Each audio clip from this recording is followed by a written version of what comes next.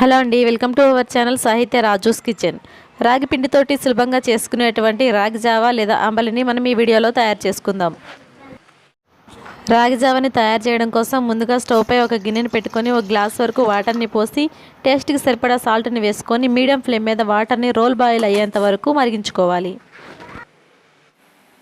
ఒక గిన్నెని తీసుకొని అందులో ఒక స్పూన్ వరకు రాగి పిండిని వేసి సరిపడా వాటర్ని పోసి ఉండలేమి లేకుండా బాగా కలుపుకోవాలి.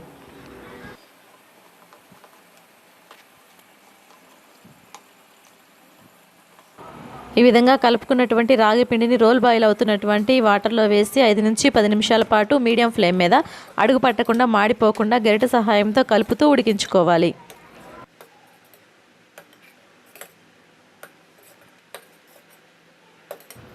పది నిమిషాల పాటు ఉడికిన తర్వాత ఈ రాగి జావా కొంచెం దగ్గర పడి చిక్కగా అవుతుంది. ఇప్పుడు స్టవ్ ఆపేసుకొని దీన్ని కొంచెం చల్లారనివ్వాలి.